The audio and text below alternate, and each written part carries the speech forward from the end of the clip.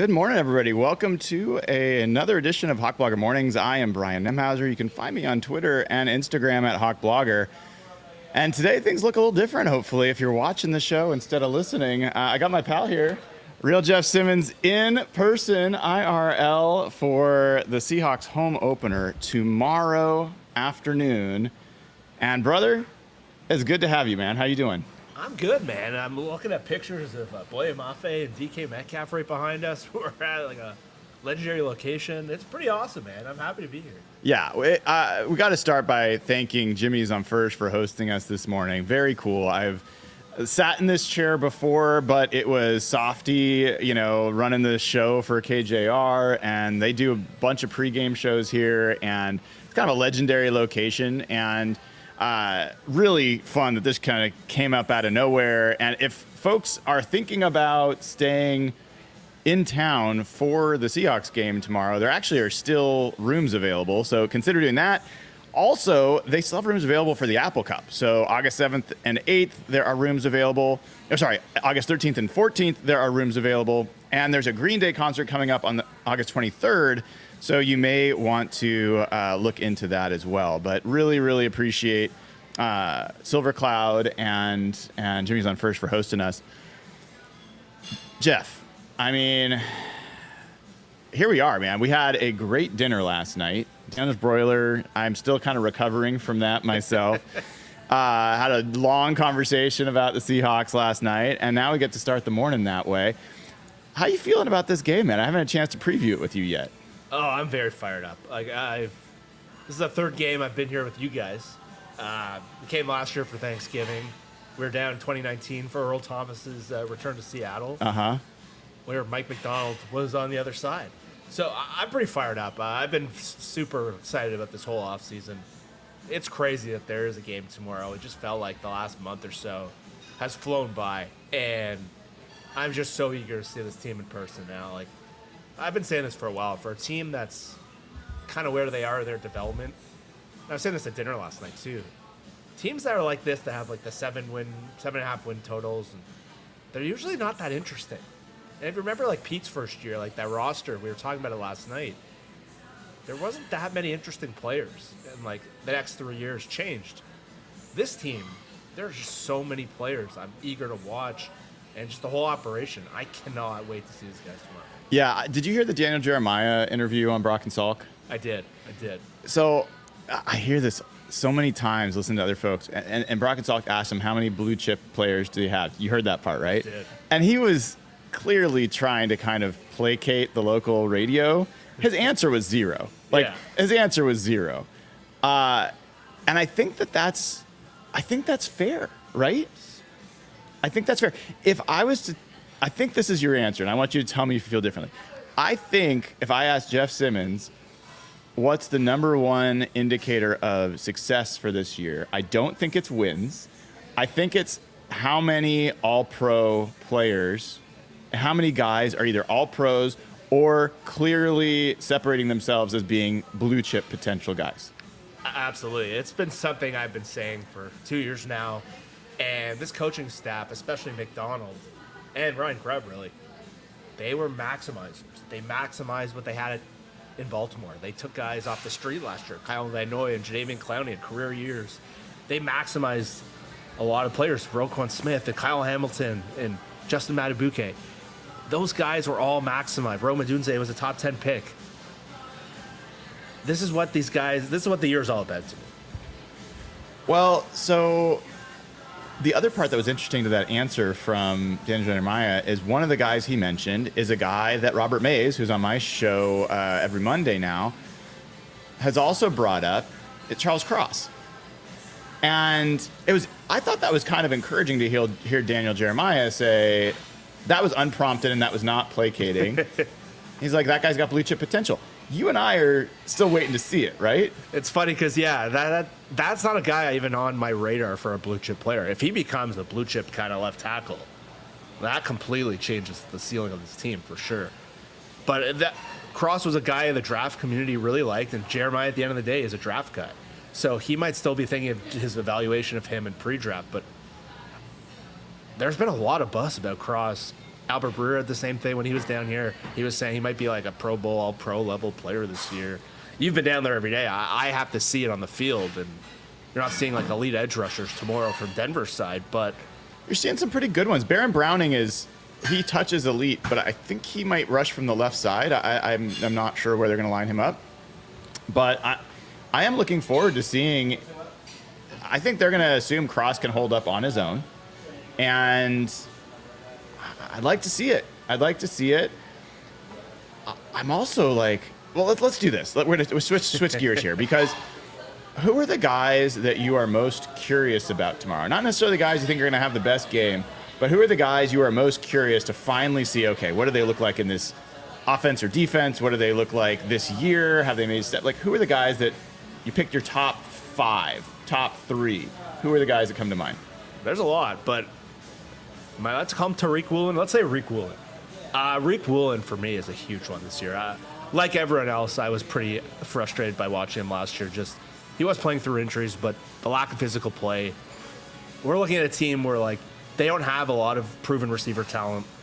Him against Cortland Sutton, I think, is a really interesting matchup. I think if you want to take Denver, that passing game out of the game, and you can lock that guy down, and all indications are he's taken a big step just from a physicality standpoint. We know how talented he is. We know how fast he is, and his interceptions weren't the same last year. But even in year one, he was never like a physical, imposing player.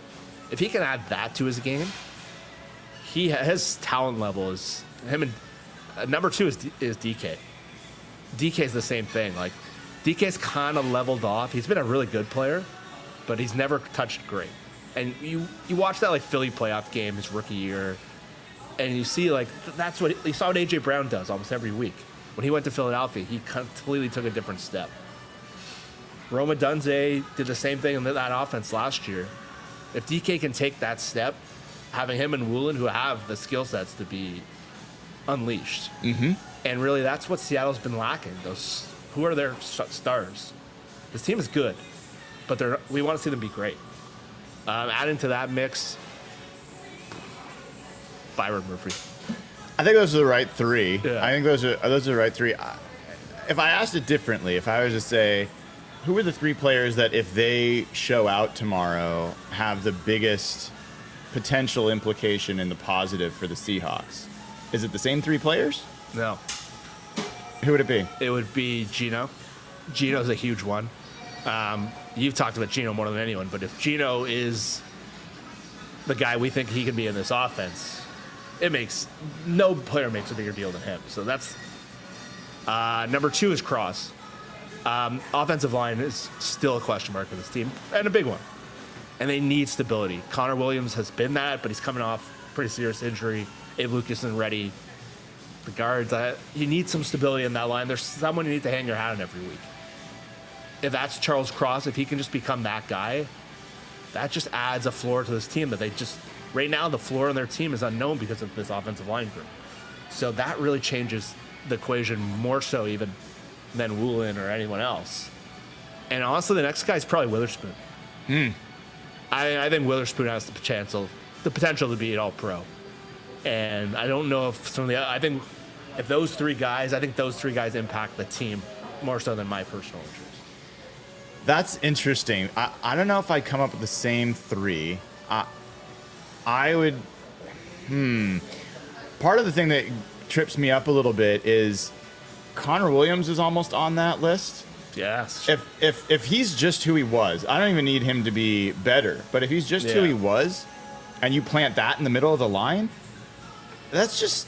I think we're all still a little trepidatious about, like, we don't want to quite. It's like putting your foot on frozen. From up in Toronto, you know this frozen pond or lake, and you're like, okay, I don't know if I can hold my weight yet. And I think that's how we're feeling about Connor Williams. Like, we're excited, but it still feels a little too good to be true.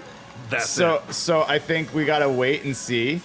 But if he comes out and he's Connor Williams, like, this is a guy that was down the field 15, 20 yards blocking for Devon Achane for big plays last year, Raheem Mostert. If we see Kenneth Walker doing that with Connor Williams, that's a big deal.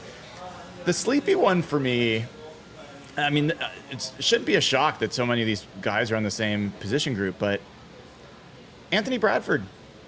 Interesting. I don't, like, that's not a guy that I'm projecting to be dominant. Yeah. But if Anthony Bradford comes out and plays a good game, doesn't need to play like a blue chipper.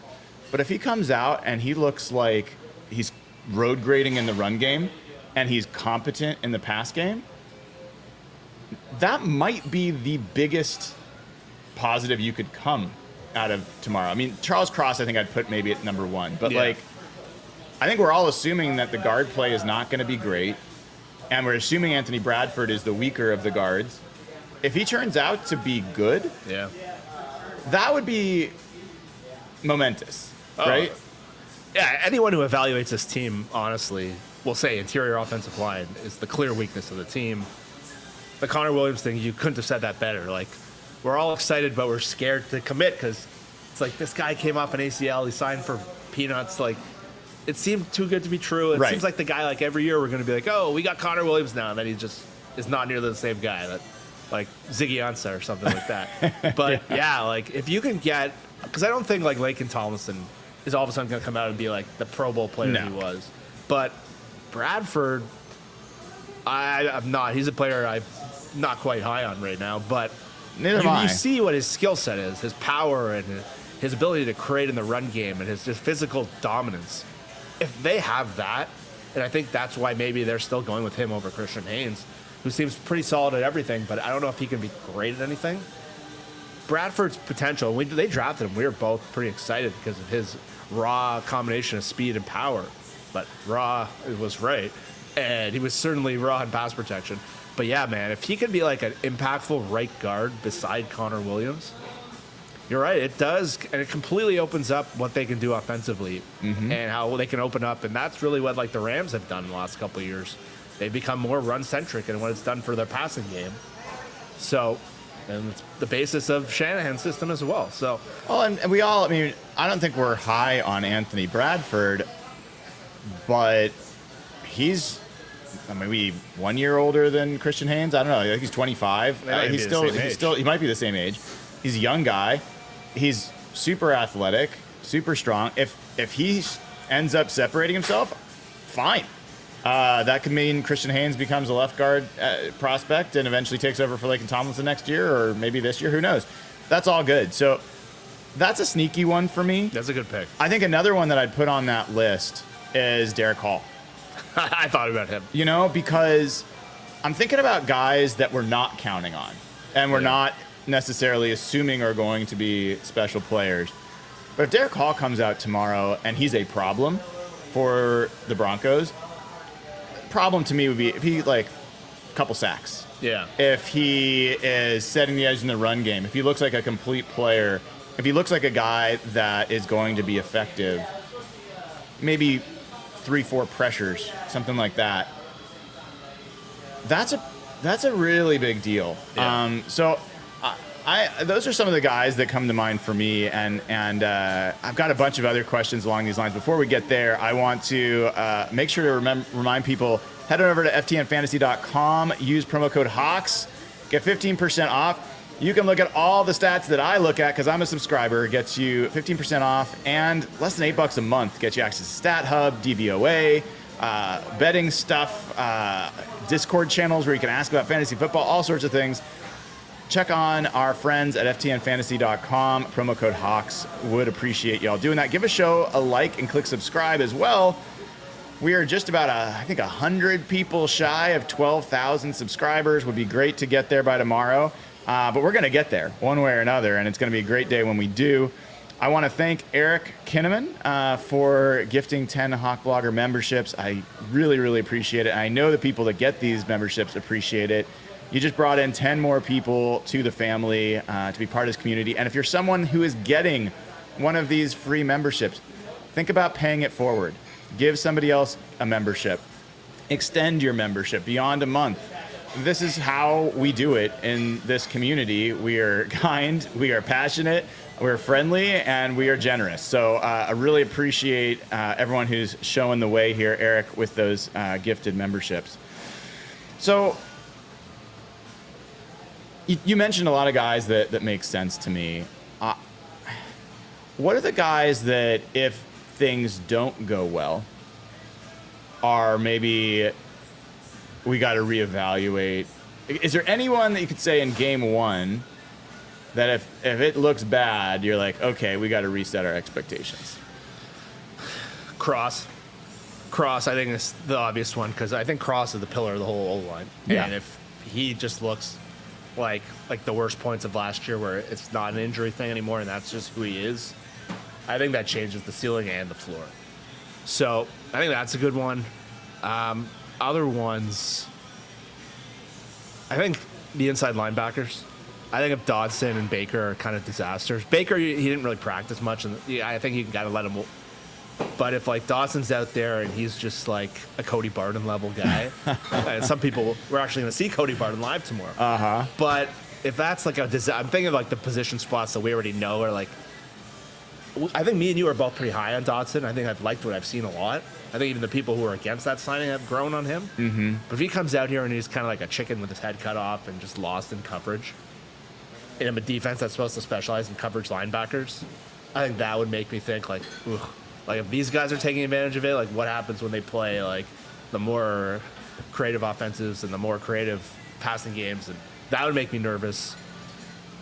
The good thing about their team is they have so much depth everywhere. It's like, so there's not a lot of positions where I'm like, if this position isn't great, but I think Derek Hall actually would be my other one.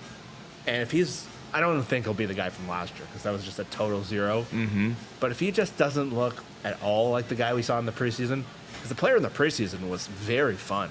Like me and you were not that high on Derek Hall in this offseason. Nope. Maybe since you've been down at camp, you've changed your perspective, but he just looked like a physically dominant player. And I don't know if he'll be dominant against the first stringers, but the way you can like knock people back and impact the game, if he's just kind of just floating around, and then the absence of Nwosu really stands out, I think that would be tough for me to swallow because that was when Nwosu went out last year. That edge group was unplayable. It's true, and we're going to get a look at it. I think there is. I don't have any inside information, but reading the way Mike McDonald talked about Tyus Bowser this week made me think he could be a practice squad call-up, which we'll find out later today, yeah. The practice squad call-ups. And Mike McDonald spent a lot of time talking about how he was asked about what does Tyus Bowser bring, and he immediately talked about what he will do. He's talking about he'll play the same position he played for us in Baltimore.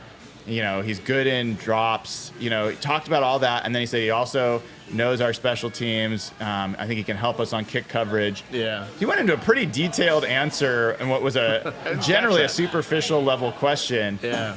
And so I wouldn't be surprised if they elevate him today. We'll also find out if they elevate Artie Burns, you know, questions surrounding his health and what's going to go on there at the cornerback position, because beyond the top three, what's going on at corner if they need someone else to step on? I don't think they can have D. Williams or Nehemiah Pritchett come out for them. And so I think Burns gets elevated if he's healthy. Yeah. But, you know, maybe it's one of these other corners that they added that are not guys I want out there either. So that the practice squad elevation today is going to be a sneaky important indicator of what's going to happen tomorrow. Yeah, they're kind of playing with fire at corner. I wonder if they regret the Mike Jackson deal in hindsight. I don't know if it was a money thing, but having him as that fourth corner would have made me feel a lot better. But yeah, I guess that was supposed to be Burns, and Burns got injured. So it's not something they could have projected ahead of time. But yeah, that cornerback group, if all of a sudden one of the young guys has to go on the field, well, that is. But the good thing is they're deep at safety, and they have Kobe Bryant. Yep. Kind of shifted back and forth. So if Kobe needs to play a bit of corner. That's a good point. Yeah. I think that's a really good point. And look, it's not, as far as injury situations go, it's not quite the Broncos, who literally have 0 people on their injury report. I've never seen that, I don't think. Crazy. But it is pretty darn good for the Seahawks, at least starting out. Chenna Nwosu's out, Pharaoh Brown's out. Yeah. And Pharaoh Brown being out, I mean, most people aren't going to think twice about that. I still think that guy adds a lot in the run game, just as a blocker. And I don't think they have a great blocking alternative to him. I think Brady Russell's pretty good. And AJ Barner, I don't feel great about him being on the field yet, to be totally honest. So I thought there was some chance they might elevate Tyler Mayberry today. Yeah. But someone made a good point on Twitter, like, are they really going to elevate a fourth tight end when they already have Noah Fant, Russell, and AJ Barner? Probably not. It would be kind of, can you imagine if they had AJ Barner inactive, but they elevated Mayberry? I mean, it's possible, right? He hasn't shown much. I have not seen a single thing from him in the preseason games, and he's got a lot of snaps. And when me and you were identifying him in draft season, we identified him as a 6th-round pick. Yeah. They took him in the 4th round. Yeah. But we identified him because we thought there was a clear spot to him as a blocking tight end. Didn't see much as a pass catcher. I thought that would be Noah Fant's role. I just haven't seen the blocking yet, and that's something you would typically see in a preseason game. You've seen Brady Russell, and you've seen even Pharaoh Brown in that first game a little bit before he got hurt. But yeah, Barner doesn't look like a guy. And Mayberry's played a bunch of times over the years, so it's not out of the question. Folks, if you're wondering, you're just tuning in, where are Brian and Jeff? We were down here at Jimmy's on First at the Silver Cloud Hotel right in the Stadium District. So we're between T-Mobile and Lumen Field. We're going to be here for a little while. If you want to head on down here, we'd be happy to see you, grab some breakfast. We'll talk some Hawks. I even have some real Hawk Talk stickers ready to give out if anybody would like some. You just got to be here in person to get them. And as I said earlier, it's not too late to actually get a room at the Silver Cloud. If you want to stay here tonight, get up bright and early for the game. You don't even have to be out of town to do that. Get a hotel room downtown. It's a great way to get up first thing for the game, hit the bars in the morning, or get one for tomorrow night after the game. Even better, hit the bars after the game, watch Sunday Night Football. Come on down to Silver Cloud and grab a room. They also have rooms available for the Apple Cup coming up here on August 14th. So there's rooms available on 13th and the 14th, and a Green Day concert on August 23rd. So consider coming down here. Also, today's a special day because it is Pagliacci's free slice day. It's the 45th anniversary for Pagliacci Pizza. You can go to any Pagliacci location that serves slices. I think that's every location other than the University District location. The slices are solid, dude. They're not the chintzy ones. They're not like the narrow ones. They're full-size slice. They're hot out of the oven. So definitely the day to find a Pagliacci pizza and get your free slice as well. All right. Who are the guys that when all the conversations are going on, no one's talked about the Seahawks more than us. Yeah. No one's, I just am convinced of that. But who are the guys that you kind of are like, wait, I keep forgetting about that guy? Who are some of the maybe unspoken guys that might jump out in this game tomorrow? Noah Fant. Noah Fant is a guy I never almost think about. I don't know. It's because of all the buzz at the receiver spot. I don't know if it's because they haven't used him well in the past. But I almost forget he's around. When they got him initially, he was a big part of that trade. And he was an ascending player that Grubb and McDonald kept mentioning all offseason. It's no, we have the 3 receivers and Noah Fant. And this is his revenge game kind of thing. He's a guy I never even think about. He doesn't cross my mind. He's a sneaky good player. And he got better. A lot of us didn't like him his first year here. But he could be a nice effective weapon as a complementary player. And I think he's a guy who could have a really good game tomorrow against a kind of a weaker safety and linebacker group. So he's totally someone. Another one's Jerome Baker. When they signed him, I was pretty pumped. Mm-hmm. And because he was up and down basically the whole offseason, mostly down with injury, he just hasn't really crossed my mind. And I just haven't thought about the guy. I haven't been able to see him. You see that woman driving that car? No. Oh, my God. Anyway, keep going. Sorry. I missed something. I saw you keeping your eyes. I mean, seeing someone drive one of those Cybertrucks is always funny, but it's like a 60-year-old woman, old woman. I don't know. It's kind of funny. Anyway, go on. So Jerome Baker's a guy I just haven't thought about at all. The other one I would say is Kayvon Wallace. That's a good one. I think he's going to... Brayshawn Jenkins has been banged up a little. I think they're going to do a lot of 3 safety looks. I've really liked what I've seen from that man. All right. Sorry, I interrupted. No, go ahead. Go ahead. I was just you're the one who first put me onto Kayvon Wallace. And in the preseason games, he was fun, man. Mm-hmm. He's going to be a fan favorite for sure. I mean, there's a lot of people you could go to. The guys that jump out to me, really I start with Jake Bobo. Yeah. He's a good football player, Yeah. and he's the kind of guy that every game he plays, he's going to contribute in some way positively to the team. And he's made plays throughout camp and in the preseason, and like he is at best the fifth guy that people are going to talk about on this team. Similarly, I think you can almost put Tyler Lockett on that list. He's been like right, the quiet man. Like, it's kind of crazy. Like, this guy is one of the best receivers in franchise history. yeah. He's missed the last few weeks, rehabbing whatever injuries he got.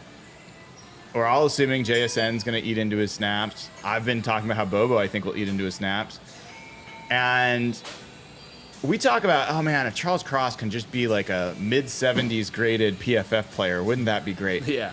And we talk about Tyler Lockett taking a step back last year. He was like a 79 graded receiver last year. So it's like That's wild. he's a good player last year. And I watched so many of the game-winning drives, and Tyler Lockett was still the guy that Gino would find and depend on to win a 1v1 to get the 5, 7, 10 yards he needed a lot. So it would be really funny if Tyler Lockett's like, oh yeah, like everyone's like, oh my God, he still got it. And he's like, I didn't go anywhere. Yeah. Of course I still have it. Like that's another one. That's a great call out. And then I'll give you my third is Draymond Jones. Because nobody's seen it. Revenge game too. It's a revenge game. And when I talked to him in the locker room this week, he was very clear he didn't want it to be bulletin board material.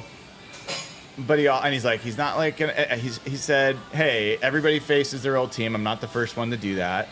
But I do feel some kind of way about it. Those are his words. And he also talked about the fact that he's gone up against Luke Wattenberg, their new center. He's gone up against some of these, like, he knows some of these guys. And so he has a feeling of what he can do well against them.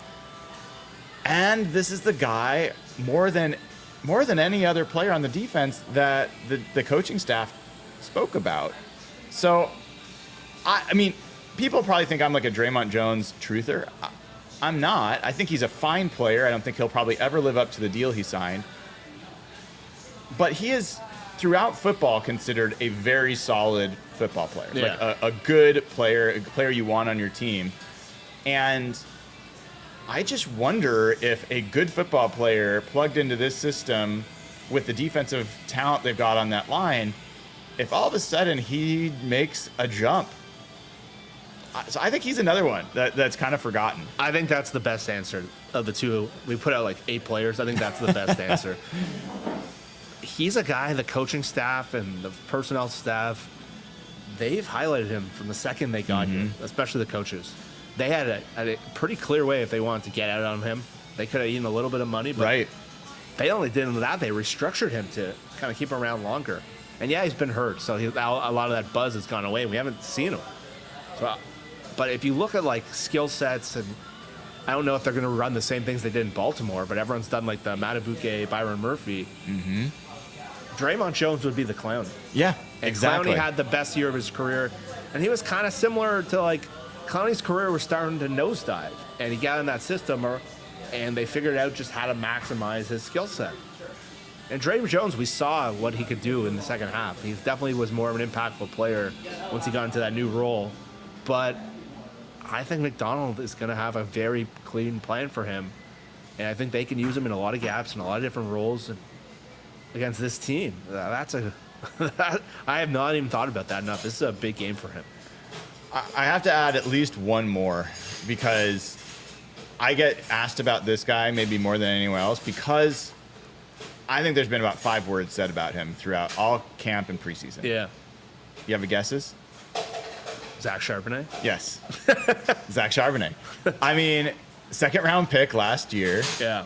2nd round pick in Derek Hall. There's been a lot of conversation about him stepping forward. Zach Charbonnet had a fine rookie season. Yeah.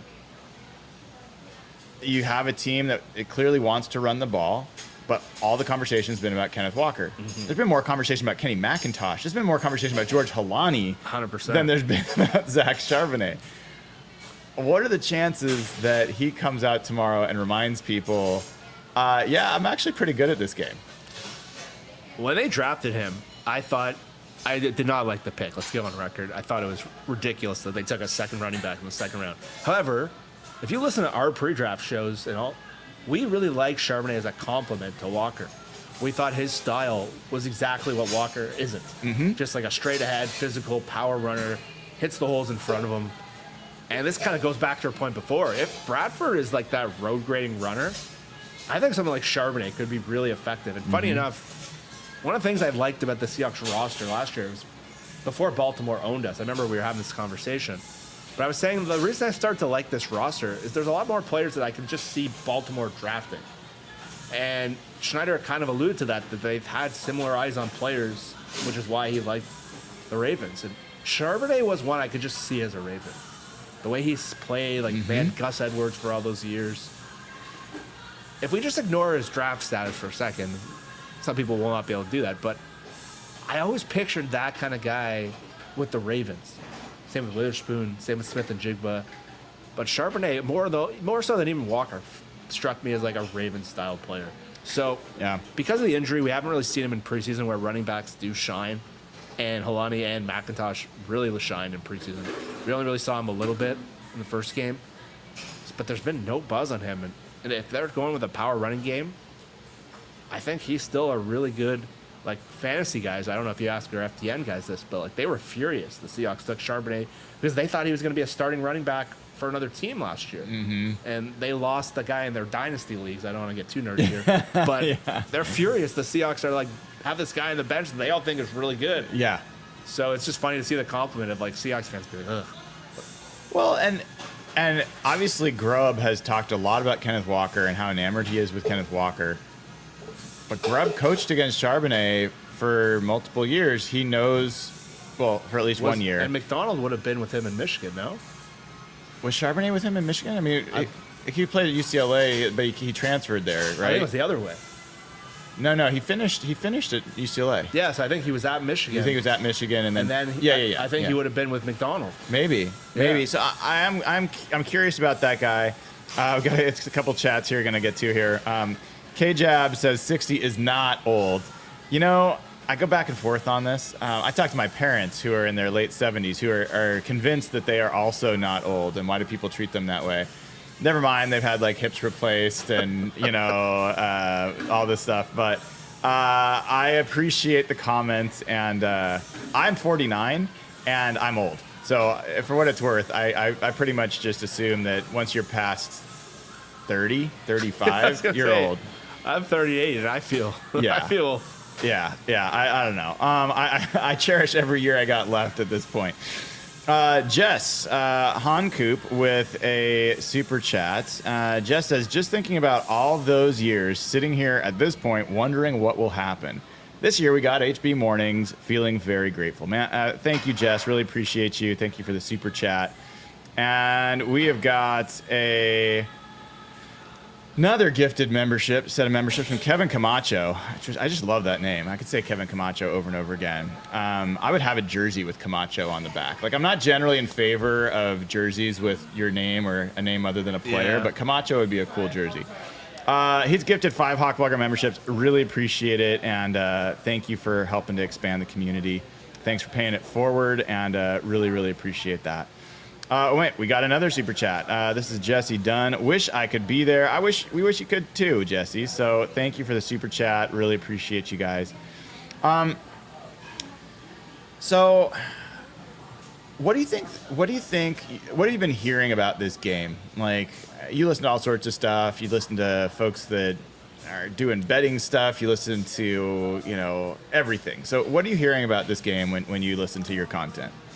There's been a couple things. If you're in any like survivor pools or anything like that, Seattle is a very popular pick.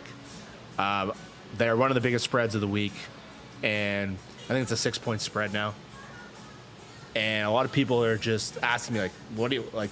Are the Seahawks going to roll in this game?" And I'm so scared to like tell them to pick the Seattle. I don't know if it's going to happen, but I also listened to this other podcast. It's really interesting. It's with Colin Cowherd, and he has a a betting expert. His name's Simon on there. And what they do is they go through each spread of the week, and they have Colin pick what he thinks it's going to be. And then the betting expert will tell him if it's sharp or square. And I looked at it, it was Denver +6. I'm like, okay, I figure all the expert bettors are going to be like, that's a lot of points for Bo Nix is like super hyped in a lot of circles right now. And if you listen to Broncos fans, they're talking about him like he's already Drew Brees.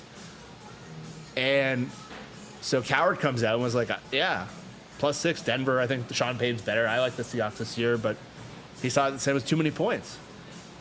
And the gambling guy comes on and said, no, it's actually, that's a square. It's actually the sharp people, so the highly betting people in the syndicates are going big on Seattle. And that caught me off guard. I did not read that at all, and that's why I don't advise spreads and gambling. That's not my forte, but I just like to hear what the sharp guys say. And he was saying the sharp bettors and a lot of like the big money in Vegas have been on Seattle because of purely Mike Macdonald. And he said watching Baltimore the other night, you could see the strategy and the scheme was not there. And said even like Kyle Hamilton, who really excelled last year, disappeared. And he did. And Roquan Smith a little bit too. And he said when they really studied Baltimore last year, McDonald was the guy. And there's a lot of people, I didn't notice this as much. I don't know a lot of Ravens fans. There was a lot of Ravens fans during the game kind of bemoaning that they chose Harbaugh over McDonald, which is pretty nuts to me. But that's a thing out there. And so this guy was saying like when they really studied the Seahawks, they think McDonald is just like a dude. And they said they don't think he's going to act like a first-year head coach. They said most people are going to bet against the first-year head coach thing versus Sean Payton. They actually like McDonald over Sean Payton. And that one shocked me. But, again, we were talking about this last year. The gambling sharps, they do things very differently. I remember it was before the Lions game last year where the Seahawks got embarrassed in the opener, lost both tackles. And you tweeted out, like, I don't understand why people are still betting the Seahawks. And I listened to this podcast, and they were saying Pete Carroll teams, once they like lose in the opener or they lose at home, they always win on the road. And we were like, they have no tackles. Like, they're going to get killed. They won the game. They won. That was one of the most unlikely wins in Pete Carroll's. And that's where I realized, like, okay, I don't understand gambling. It's just like, it's a different way of thinking. I'll tell you, like, the offensive line will play the defensive line. And it's like, that's not what matters. So the people that think like this, the statistical models were much higher on the Seahawks, which totally threw me. Well, I mean, when we had Mike Randall on from FTN Fantasy, which is a good time to remind folks, if you haven't already, go over to ftnfantasy.com, use promo code Hawks, get 8% off, 15% off, less than $8 a month. I'm going to keep messing that up, but you guys listen enough, you know.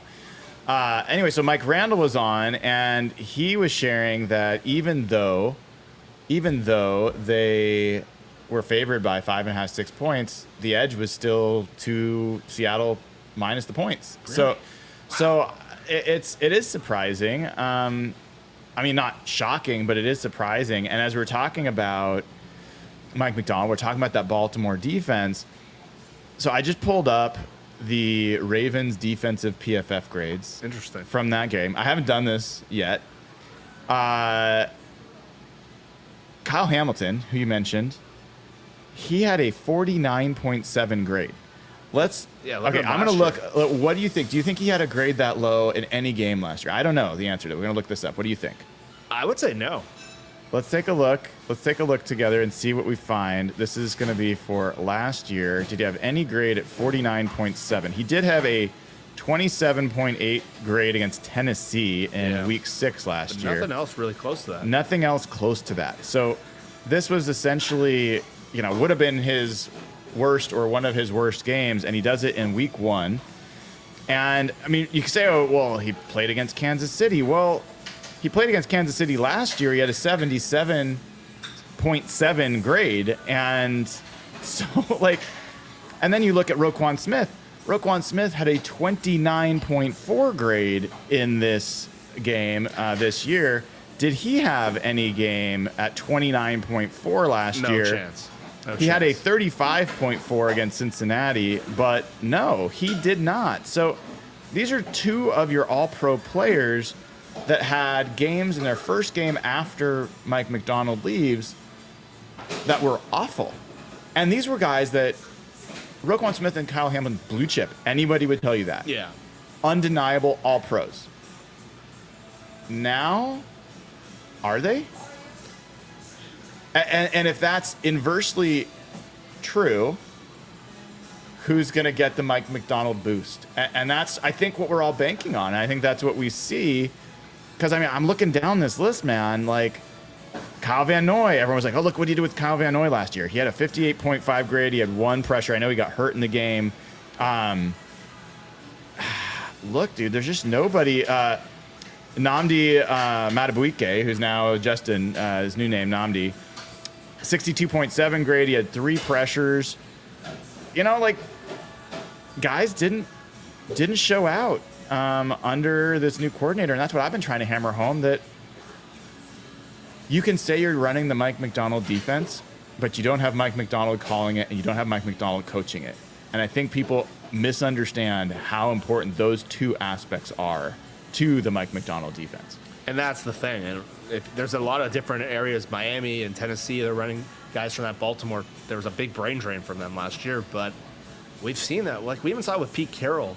Like, people tried to hire Lane Kiffin, and people tried to hire Gus Bradley, and it was never really the same. And because I think we learned with Pete, his just ability to get players to maximize themselves was just different. You can hire all his assistants you want. No one had that skill. And McVay, we've seen like Zach Taylor emerge, and we saw Shane Waldron here in Seattle, and we've seen some guy. LaFleur's been a really good coach, but no one has that like brain power and coaching ability and the ability to connect.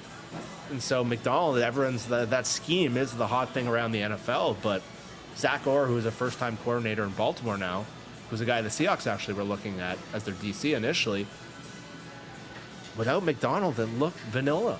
And I don't know if that's the first game. I don't know if it'll change over time. But that's the thing. You can take all the Mike Macdonald guys you want, but when you get these special coaches, you can't replicate. You can have all their assistants you want. You can't. And Belichick is the best example. Look how Belichick's assistants did. Matt Patricia, Josh McDaniels, Charlie Weiss. I'm definitely blanking on some.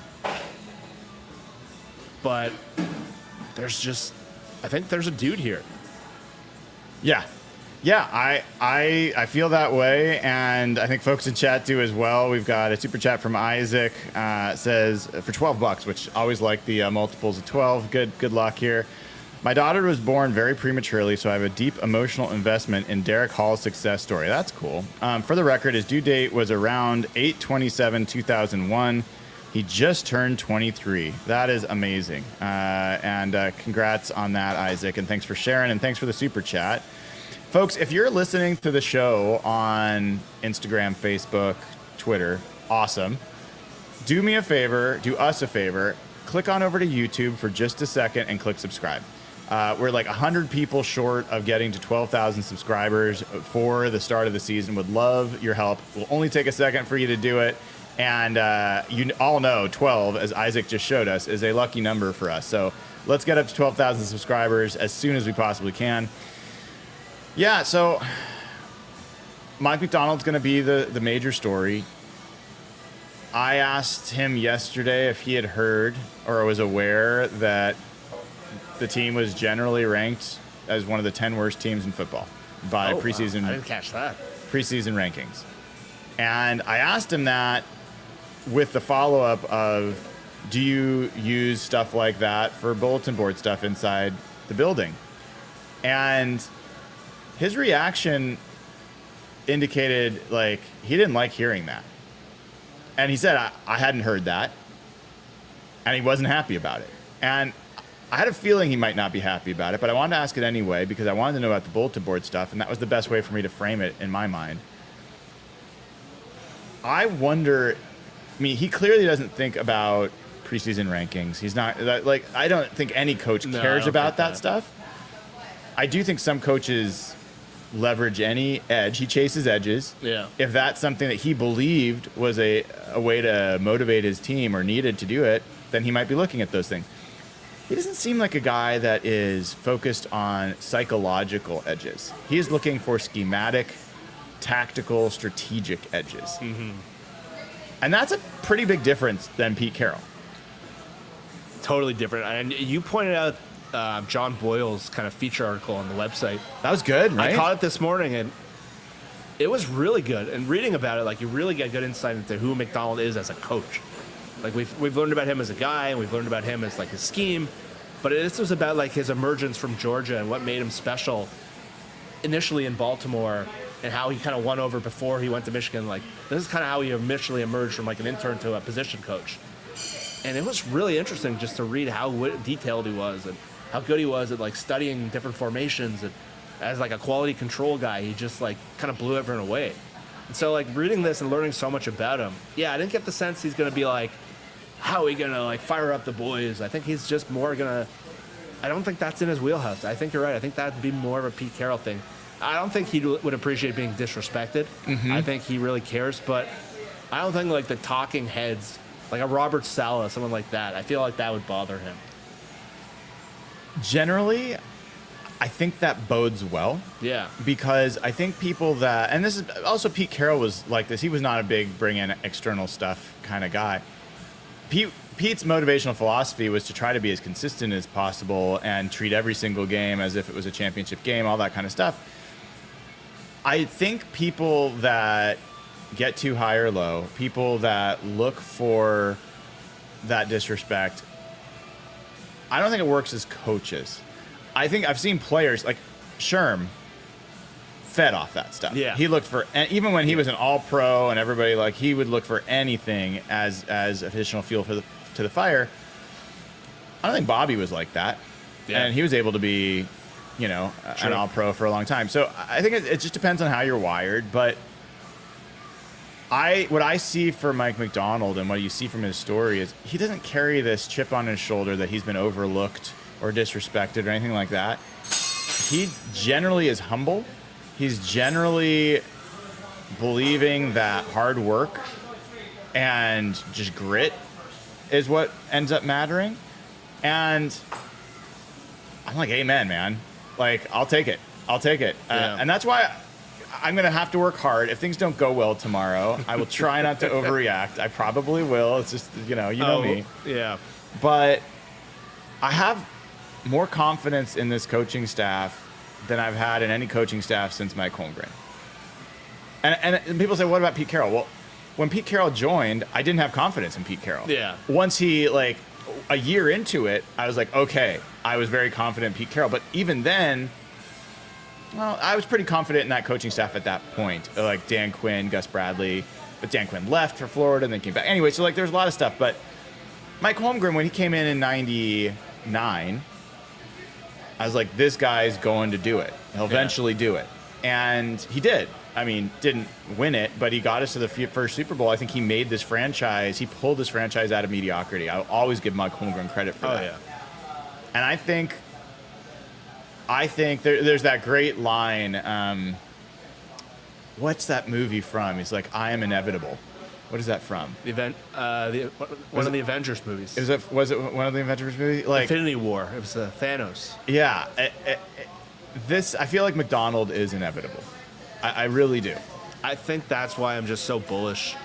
I built in all my defense mechanisms that I think it might start slow. I don't know how great they're going to be this year. But I might not show this, and we were kind of joking about this last night. If you talk to me, some people think I'm a little, like, negative about the Seahawks this year. But I think, like, the more I talk to people, like, the more I've done our shows, the thing I'm just most bullish about overall is McDonald. And I think that impacts, in football more than anything, the coach. Like, you don't see a lot of good coaches with bad teams year after year. If you have one of those great coaches, you're good every year. Mm-hmm. The coach, it's not like the NBA where the players dictate everything. There's a couple of coaches here and there, but, like, baseball, same thing. It's like the players are really dictating everything. In football, if you have a great coach, it changes your entire program. And the more I learn about this guy, and really since he's just gone on the field, and obviously we're going to see it for real tomorrow, I just don't see any reason I'm going to lose faith in this guy. I have something I'm going to say in a second that is going to sound crazy, but I'm going to say it. Before I do, I want to thank Hawk Scoots for buying us a beer, man. A beer tomorrow from him. A Canadian dollars here. Hopefully those translate. He says like a beer American dollars. a beer tomorrow on me. Love the show. Appreciate that. Yeah, Jeff and Evan, Nathan, and I, my other friends, are going to be having some fun pregame, watching the 10 a.m. games, having a few drinks, getting ready, and who knows, man? It could be.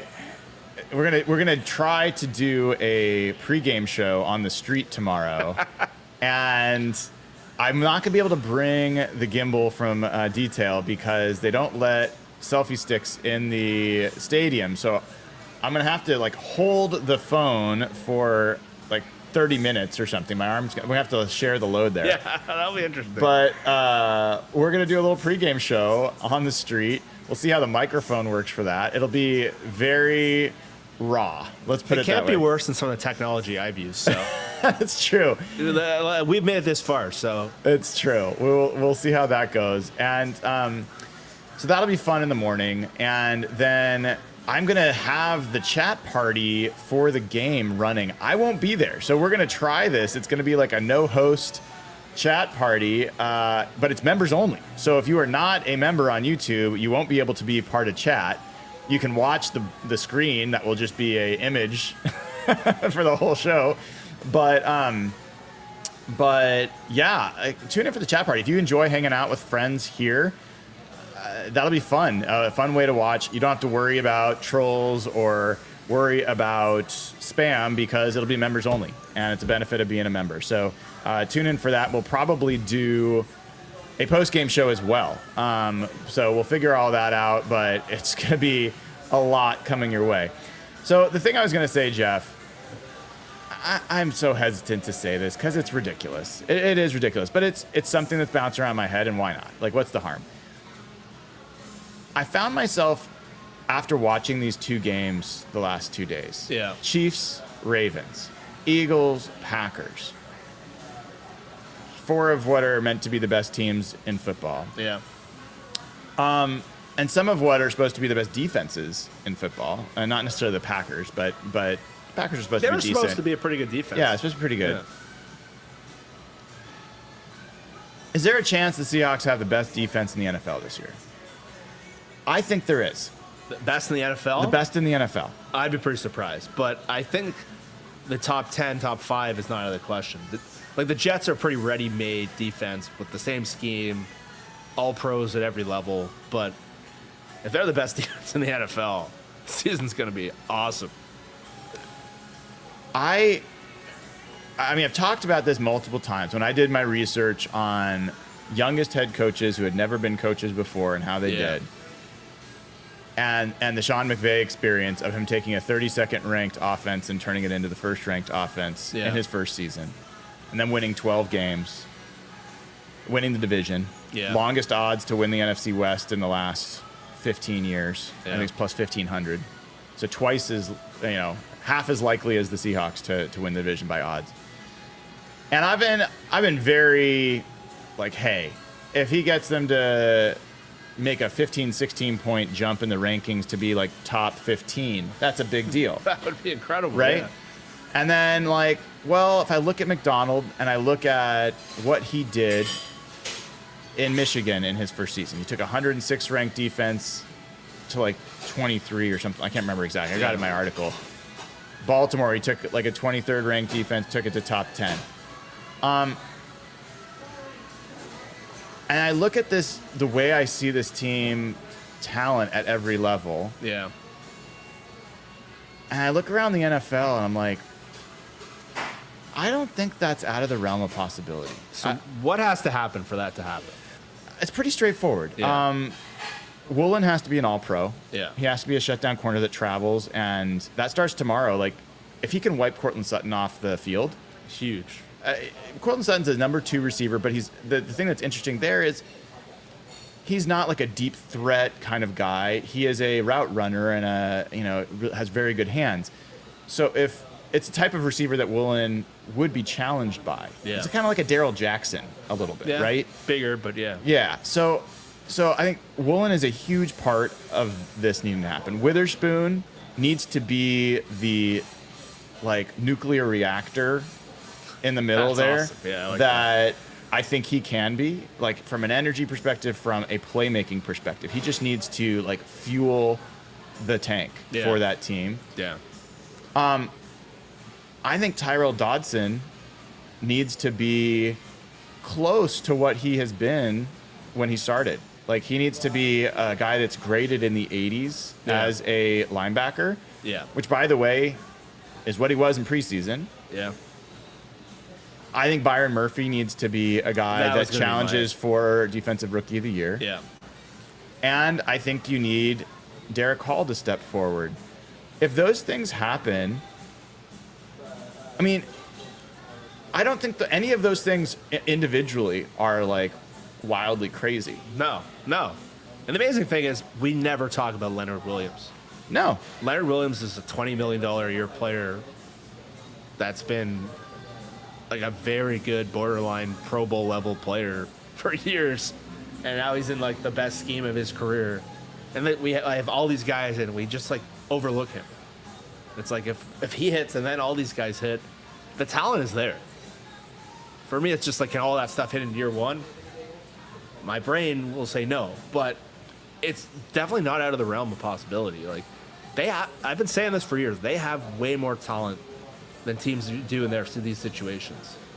And if all this hits at first, you're not wrong.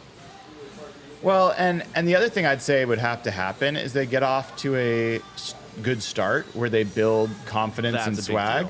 And so these first two games are such an important opportunity. And so I think what I will feel besides frustration if it doesn't go well is like, God, missed opportunity. You know, like it's there for them right now to have that defense really feel themselves, like really like look at each other and be like, we are friggin' badass. We are what we think we are. And then you get to week 3 against Miami, and then it's like, okay, now let's really see. Those two games, if they're 2-0 and they got Miami, then Detroit on Monday night, I think that's how this defense kind of blows up. Yeah. And I think you're right. I think like next week they play probably the worst offensive line, the worst quarterback, worst offense they're going to play all week. So if they can kind of, they need them to build up so they can kind of really get that swagger going for those two games, because especially on that Monday night game where everyone's going to see them. That's what I think tomorrow. If they can like kind of put Bo Nix in his place and like kind of show he's a rookie quarterback. Yeah. I think that's a big start to this whole thing. Yeah, I mean, people will clip this, they'll play it back and be like, look at this Homer idiot. And that's fine. I don't really care. Sheil Kapadia out of the 5th ranked defense. Top 5, yeah. Might be the most balanced and like least emotional writer I've seen. So I think it's a common part of the reason I started that with after having watched these teams is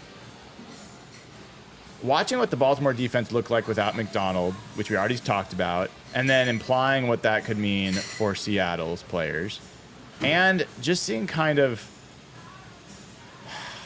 I thought that game last night was trash.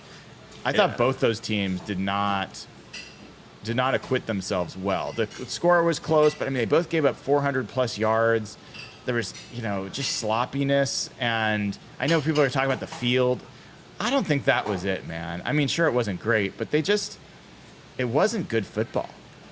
No, the field, I think, impacted the quarterbacks more so than anything else. Yeah. It should have actually gone the other way. But, yeah, those teams looked like a bit like the Seahawks last year. They kind of looked punchless and like the way they play, it was a fun. They put up a lot of points. If you're a fantasy football player, it's great. But watching the styles those two teams plays with and the way they played defensively and how they were scoring, they kind of just both look fraudulent. And didn't you kind of, if I had pressed you, would you have thought like the most likely type of looking game would have been Green Bay kind of picking that team, Eagles team apart and kind of separating themselves? Yes. Like that's kind of what I thought was a 50-60% chance of happening. No, Green Bay got pushed around. Yeah. And that was shocking because that was supposed to be, they're supposed to be really good on the offensive defensive line. A lot of it was blaming the new defensive coordinator, and they have a new defensive coordinator there. They have to adjust, but they didn't look physical, and it's the stuff that's bothered me and you for years. They were that team that we know can score points, but when you get in a game where you got to win with defense and you got to push people around, and that division where you played Detroit with that offensive line and some of the NFC teams we're going to see, their styles looked, I don't know, if you think of like an NBA fast break team, like the Mike D'Antoni, they kind of look like those kind of teams where they can score and they can run up and down the court, but can you play defense and can you stop someone? Mm-hmm. And Vic Fangio, the first game in Philly, they looked sloppy too. So, yeah, I thought, if anything, the Packers, I was kind of leading in jokingly with our thread that I thought the Packers might kind of flop this year. I wasn't even fully serious when I said that, but we can take the injury out of this question, but yeah, they looked soft. So, where do you think the Packers ranked in DVOA on defense last year? Just guessing. Total defense. 25? Wow. See, that's lower than I would have even guessed. I mean, I know they weren't great, but they were 27th in total DVOA. Their rush defense, I'm curious about this. Their rush defense last year ranked 26th. And you look at that game last night, they gave up 144 yards rushing. Saquon Barkley, had a big game. Not a great day for Joe Shane. How do you think that conversation's going this morning with Mr. Mara? There's probably a lot of tension in that building today. Luckily, he's probably scouting today college players, so he probably doesn't have to face the owner. But 3 touchdowns, 109 yards rushing. To your division rival. Yeah. So, question there. If the Packers aren't good, very good, if they're fine, if they're a 10-win, 9-win team, whatever. But if they're not a 12 to 13-win team, what does that do to the NFC? It's big. The Packers, roster-wise, they had the youngest offense in the league last year. They're the 4 receivers. If they're just kind of that, they can score, but they're not actually a contending team, I think it's huge, because if we're looking who are these teams, and as the Seahawks, the thing we like about them the most is their core of young players. So for me, it's always not been about this year. It's always been about next year. Yeah. So for us, it's all about okay, who are the teams that we need to overcome? And the Packers, and you made this point to me the other day, the Packers, more than anyone, on paper, look like that team. Yes. They have a ton of first-round picks on defense. They have the young quarterback locked in. They have young receivers all on rookie contracts. Good offensive line.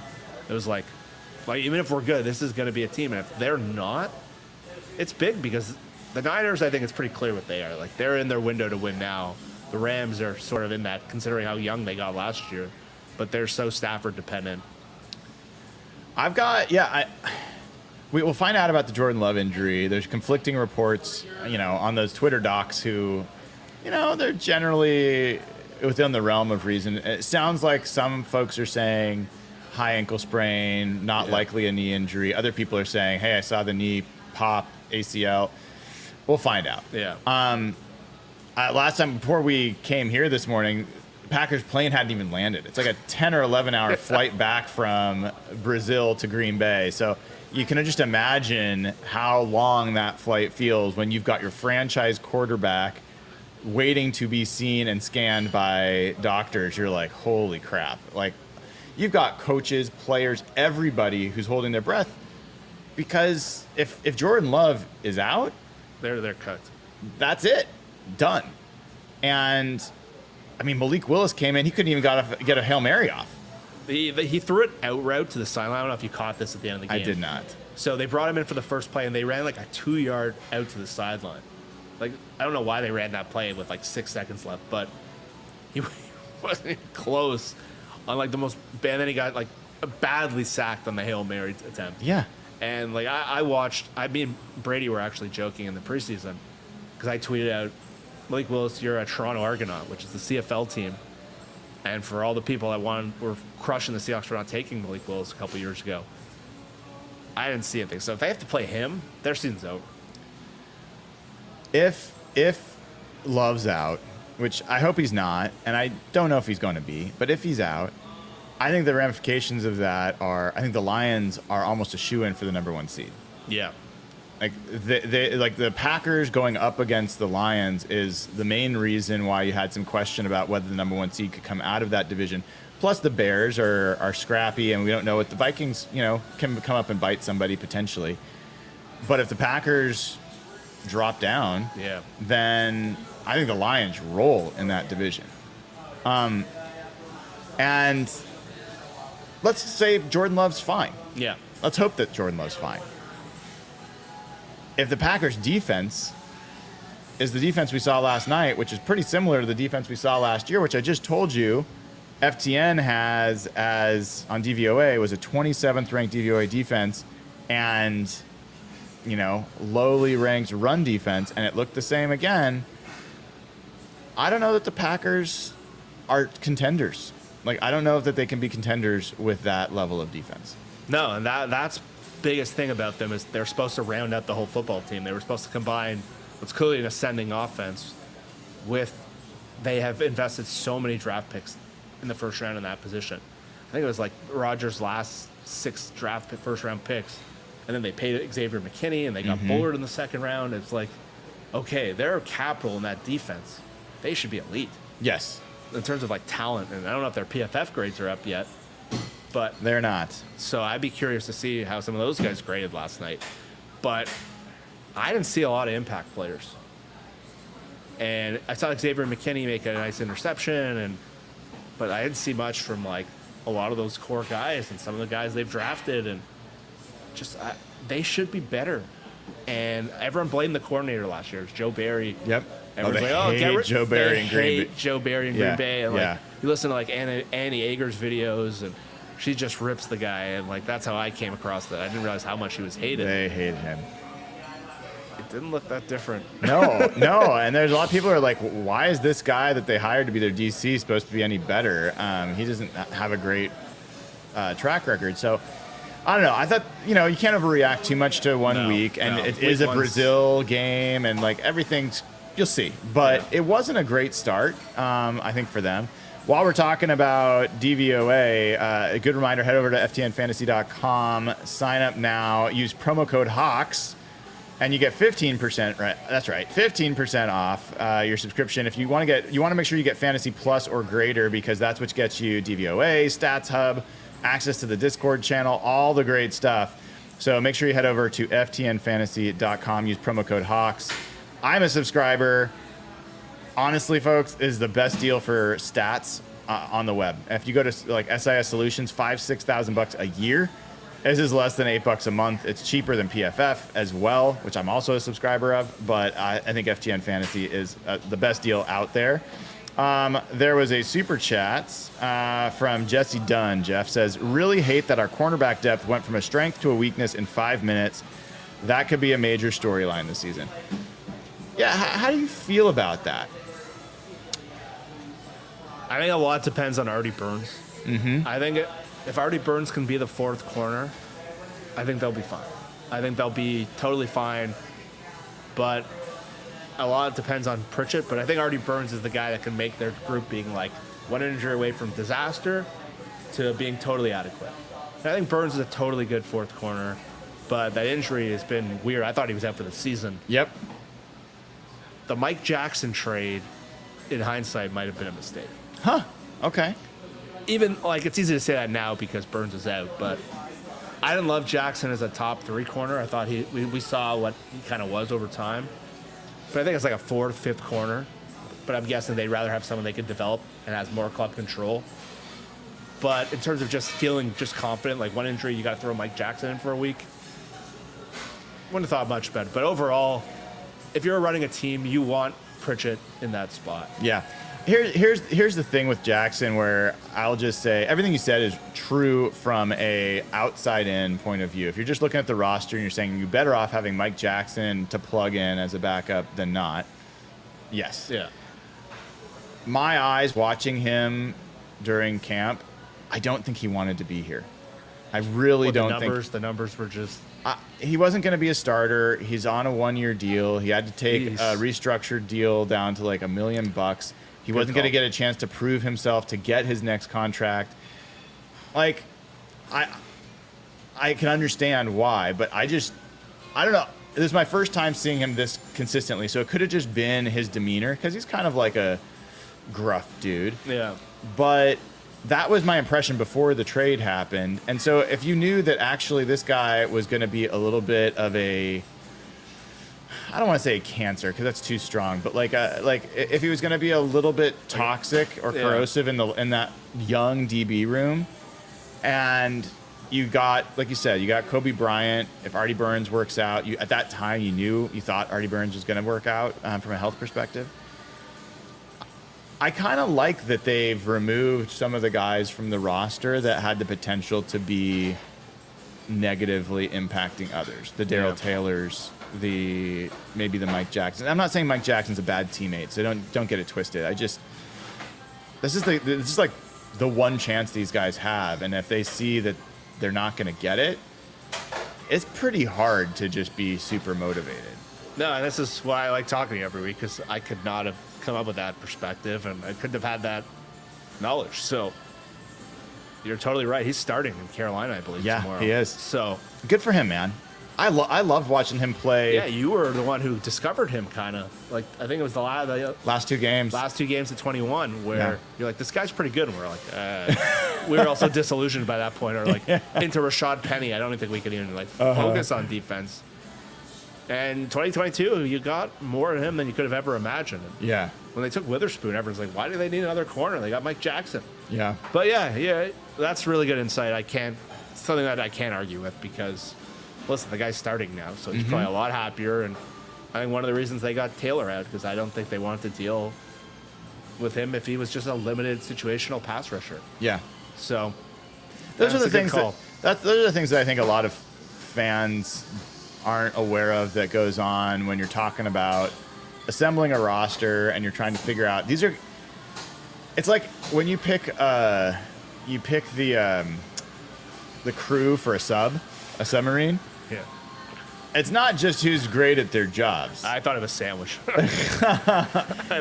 If you're going to be going under the surface of the water for months, and you're going to be locked in a tube with the same people every hour of every day, it matters who they are. It matters how they get along. Really, quite a bit. And to some extent, the beginning of an NFL season is a crew going under the surface, because they have to circle the wagons and they have to be able to handle the adversity that's coming. And the pressure gets tested at every weak spot. And so if there's a part that's just not in, this is the time to kind of reinforce those walls and make sure you got guys that are going to look each other in the eye and build each other up, not kind of do the opposite. Yeah, that's such a big part of personnel that, like, it's so easy for a fan or someone on Twitter or someone, we don't get that side of the business. We don't see what's happening in the building. Right. It's a huge deal. Like, Pete's first year, they get rid of Lendale White and TJ Hushmanzadeh because they just think they're disruptive personalities. And we were kind of caught off guard by that, but sometimes there's a reason for all these things, and they're around these guys every single day. Yeah. And they know, they're talking to them. They can tell. Schneider's been around some of these guys for years. McDonald's trying to build a program. So if that's a guy that's a potentially disruption to what they're doing, then they absolutely made the right move, and I have to take an L on that one. I don't know if it's an L. I just think it's a. I'm saying if I'm wrong. I said it last night. I'm wrong all the time. So so am I, dude. Yeah. So am I. We've got some more memberships that we're giving away. Let's take a look here. Isaac has gifted away 10 more memberships, and then he follows up with one more and one more again for the lucky number 12. 12 more Hawkblogger memberships given away by Isaac. Thank you, man. Really, really appreciate it. And he has been a member for a month. Congratulations on your anniversary, Isaac. It is great been having you part of the community. He says, call, text every 12 you know and tell them to subscribe to the channel for free. Isaac is motivated by this 12,000 subscriber number. If you are watching the show on Twitter, on Facebook, on Instagram, take 1 second, open up YouTube and click subscribe. We are getting closer and closer to that 12,000 subscriber number. Jeff, I know we got to get you out of here in a bit because you got to go watch the UW game, right? Yeah, we still got some time. The game's not for 2 hours. So. Okay. Well, we'll take another few minutes here. So, when you watched the Baltimore-Kansas City game, when you watched the Philadelphia Green Bay game, was there anything else that kind of stood out to you or got your attention? Or I'll tell you one. The illegal formation thing. Yeah, I did not like that. Well, why didn't you like it? I just think every year they come out. It seems like the NFL comes up with this new idea, like we're going to emphasize this rule. Yeah. And then some years it's pass interference, some years it's holding. And it seems like the games are so poorly officiated as is. And then when they add this point of emphasis, it just becomes like a flag fest. And like that ref in Green Bay last night is known for his like abusive flags and taking over. But I just don't like I just find I spend so much time like getting mad at officials when I watch NFL games. I just don't want to see them over ref at all these games. And illegal formation's one that can just kill a game from a watchability standpoint, just kill offensive drives. I just worry they're going to overcall it. I agree with everything you said about the general trend. This happens to be a rule I'm kind of glad that they are emphasizing, because I get so sick of watching Lane Johnson line up 3 yards off the line of scrimmage and false start every single snap and be celebrated as like the best right tackle ever. You know, I'm like, well, how about you line up on the line of scrimmage like you're supposed to and move at the snap like you're supposed to? I'd like to see that. And there's so many rules that take away from the defense and make it easier for the offense. This is one that has made it easier on the offense for years by not getting called. They're not changing the rule, but like I don't know if you've seen any of the pictures of how Baltimore was lined up, but you'd have the center and literally everybody on the offensive line was behind 2 yards behind. It was significant. That's pretty bad. It was significantly like messed up. And I like seeing quarterback sacks. I like seeing a quarterback get hit. I do too. And I don't want it to be the normal thing in the league where, you know, speed rushers are kind of neutralized just because they have that much less of a chance to get around the edge. So I don't know. What I didn't like is how much it slowed down the game. That was obnoxious to watch. But I blame John Harbaugh and that. Like, how do you not adjust? He seemed like he was freaking out. I don't know. I asked McDonald about it, and this is me trying to use my powers for good, Jeff. I was like, my anxiety as a Seahawks fan, I'm like, I don't want that to be the Seahawks on Sunday. So an advantage of not being the first game or the second game is you now know that's going to get called. So I was like, Mike, Coach, have you talked about this with the team yet? And he literally said, not yet, but we will be talking about it tomorrow, which is now today. And I was like, good. Good. Like, I'm just happy to know you're doing that. I'm glad Pete's not the coach for a situation that requires highly tuned details. Yeah, for sure. We got a couple more super chats here. Wash Farm says, who's a member, says, love you guys. Well, we love you too, man. Thank you. What do you guys think about would be the biggest contributing factors to a Hawk loss tomorrow? This is a great question. Let's spend a few minutes on this. I think run defense from Seattle's perspective. Obviously, that's been the team's biggest weakness other than the offensive line the last 2 years, which may be the other answer. But I think Denver's really going to try to run at Seattle tomorrow. I know when Sean Payton's had like Teddy Bridgewater in New Orleans, and since even like an older Drew Brees, they really tried to do like a power running team and try to make it easy on the quarterback. And Bo Nix going in this stadium with one of the toughest environments to play in against Mike McDonald, I think they're going to try to limit what they ask Nix to do. I think they're going to really try to run the ball a lot. And if Seattle's run defense, or they have these long, slow drives that just kind of suck the life out of the game. And when the Seahawks they lost to Teddy Bridgewater like in like peak Russ years, I remember, with Sean Payton, and that's how they beat them. They just ran the ball down their throats and gave them easy drives, and they were able to score. I think if they can do that and put a lot of pressure on the offense And given where the Seahawks personnel is, if their run defense is terrible, I think that would be pretty devastating to all that talent they have there. But I'd be shocked to see it. But I think that's how. The other one would be just if the offensive line is a disaster. In any game where an offensive line is a disaster, you're playing uphill. So I think those are the two on each side of the ball where I think any of those two things are as bad as we've seen the last 2 years. They're capable of losing any game. Yeah, I'm looking back at Denver's games last year just to kind of get a glance. I mean, people forget they beat the Chiefs, didn't they? Yeah, they beat the Chiefs 24-9. In that game, they only had 240 yards of offense, but they had 153 yards rushing. Yeah. You know, and they also took the ball away 5 times. And I think that's what this would probably have to look like. Yeah. Really effective. And the rushing does not have to just be classic running back rushes. It can be Bo Nix scrambling and creating some additional downs and first downs.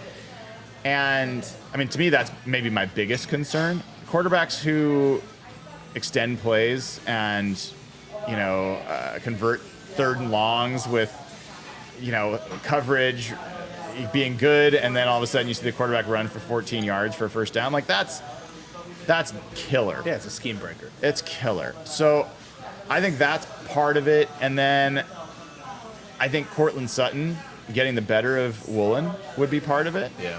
And I think that maybe a surprise, like, is it Devon Vele? What's his name? I got to pull up his name. Vele, wide receiver. Oh, the young guy. Yeah, Devon Vele. I got it right. He's a sneaky deep threat for them. And, I mean, it's wild that Troy Franklin, we talked about this last night, everyone I talked to around Denver, they were questioning whether he was going to make the roster. Yeah. Like, he barely made the roster. He had an awful camp.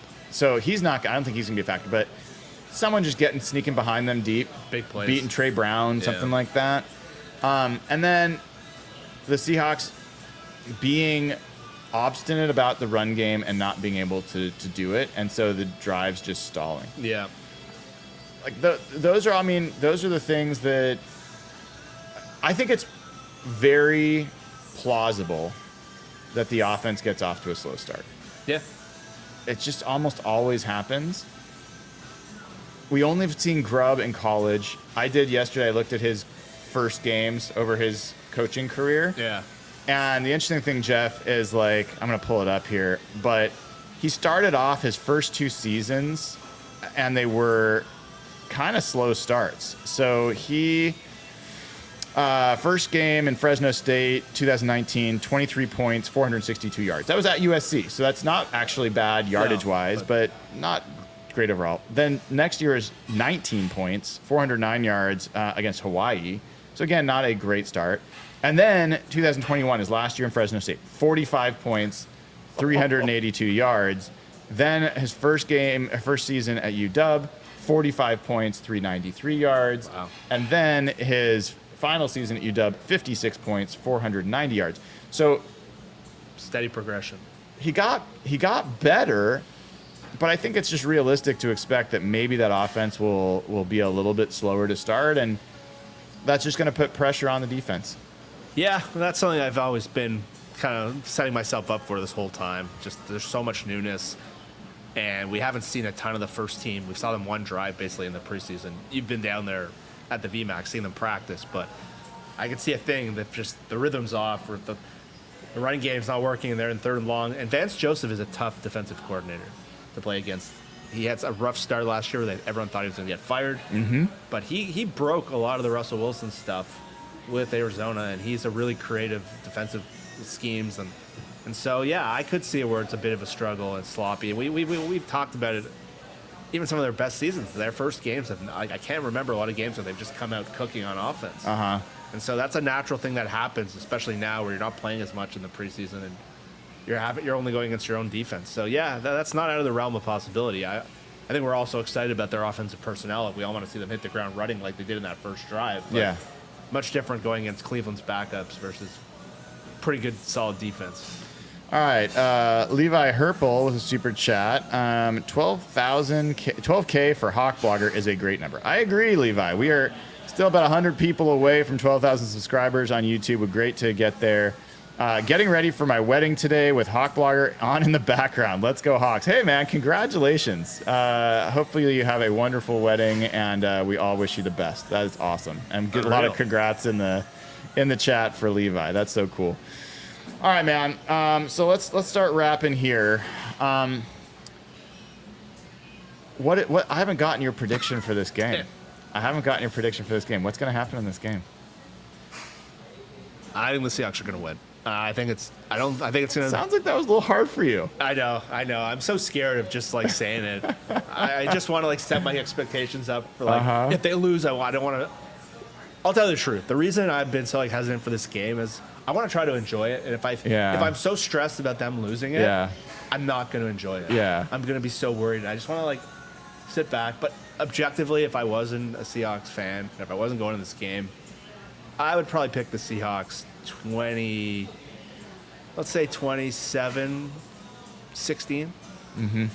I think that's the kind of, but I think the Seahawks. I think it's a really tough start for Bo Nix and on the road in this environment. And if it was just a vanilla coach, but if McDonald is confusing him, I think that's going to be hard on him. Yeah, I don't know if I made too much of this, but I did a show a little bit about it earlier this week where I wonder if there's this advantage that's bigger than people realize, the fact that Peyton does not know how Grubb's offense is going to look with this personnel, and he doesn't know how McDonald's defense is going to look with this personnel. Yep. And McDonald knows exactly how Peyton's offense is going to look, pretty much. And they got to know Nix really well. And they know Nix, and they know the defense. Like, I think the Seahawks can legitimately game plan for this game in a way that I don't know that the Broncos can. And man, like, we're obviously very bullish. Obviously, like, think the Seahawks are going to win. They better win. Like, they have every advantage. This could not, like, there's not a better opening game situation. They got to win this game. Yeah. They got to do their job tomorrow. Yeah. What we liked about McDonald so much was that first preseason game, you saw it looked different. They were on details, and if they come out and it's this team that it's like so hard to watch, and that's more of a personnel thing than like a Pete Carroll thing, then it gets uncomfortable. Yeah. So like, if they're what I think they're going to be coaching wise, and they're going to be on their details, and they're going to be really tied it up, and I think they got to win this game. Like, this is probably the easiest home game on their schedule. Might be. And their advantages, and they got a rookie quarterback playing his first game in this stadium, like, everything points in their direction. So it'll be really disappointing. And that's been why I've tried to be hesitant. I'm just trying to avoid. I get it, man. I get it. I have a trouble. We've been hurt. Yeah. And openers are just tough. Yeah, They're we've tough. studied them. They're really tough. I looked at week 1 a couple years ago. It was wonky. Last year, I actually looked the other day. Last year was a lot more normal than a typical week 1. Yeah. Like the Rams beating the Seahawks, that was a pretty good red flag. That meant something. Puka. But I have problems, like, when I go to games, I'm so worried about the win. I can't enjoy everything that's happening with this McDonald thing and the new era and all these new players I'm so excited to watch, and the old players I'm so excited to watch. I'm trying to set myself up. You need to help me with that tomorrow. We will get you nice and lubricated before the you need to help me game. with that. I want to just enjoy this game. It's awesome I'm here. Like, Yeah. so awesome we get to watch this new team. Like, if this was Pete Carroll, like, back with the same staff, like, I'd be excited to watch Byron Murphy, obviously. But like, I would not feel No. just seeing all the Seahawks fans I've come across so far. You know, last thing I'll say is I saw someone walking by here with a throwback jersey. Oh. And I'm like, it's time. I haven't bought a new jersey since Doug Baldwin jersey 10 years ago, probably. Really? No. Wow. And I haven't haven't felt it. I think I got to get a throwback, and I feel like I might have to get one today and wear it tomorrow. Like, Who would you get? I mean, Spoon is like is the right answer here comes for the car again. See, isn't that kind of a funny person to be driving that car? Okay, You got it? You get it? Okay. I'm so glad you saw that. Murphy would not look right on me. I don't think I'm a 91 kind of body type. I really like Byron Murphy, though. I know. He might be your guy. You know, like in my olden days, I would do something silly. Like I would get a LaVisca Chenault 1 because I love that. Like, the number would be great, and I'm like a big Chenault guy. If any of our listeners want to get Brian a Chenault jersey. But, I mean, he might be here literally for like 1 year. Yeah. I don't know, man. It's a tough choice. I think... I don't know. What would you get? I got a Smith and Jigba last year, but that was like... The Seahawks have never drafted the player I wanted them to, and when they did it, I'm like, okay, I have to get this jersey. Yeah. But if I was buying one this year, it would be hard not to get Murphy. But I sometimes I'm like scared to buy rookie jerseys until you see them. I don't know if I see you as like a DK jersey. I don't see you as the Ken Walker. I don't see that. The right answer for me, and like the types of jerseys I've gotten most recently, are the guys that I really just believe in and believe in who they are. It would be a Geno Smith jersey. Yeah, that's what I was like. You should have a Geno jersey. It would be a Geno Smith jersey. Yeah, that's and so that would be your guy. That would be like, maybe I just have to do that, man. I think you kind of. I might have to just do that, and maybe that'll be the thing that unlocks what Geno can do. There we go. Because we barely talked about Geno. Like, I know he might be the most important part to their whole. We've talked a lot about Geno, okay. just not today. Just not today. Brian never talks about Geno. No, I never talk about Geno. We got a new member, Gary Swain. Gary, welcome to the crew, man. So great to have you. Great to have people join in the show. And we got a super chat from Robert Jimenez. Says, I have a Witherspoon throwback jersey. You are not alone. I see people saying just a 12 is fine. I don't want to besmirch anybody's jersey choices. I'll just tell you, like, I don't love the 12 jerseys. I don't love the jerseys that have like my last name on them. I get it from a financial perspective. Those will never have to be replaced.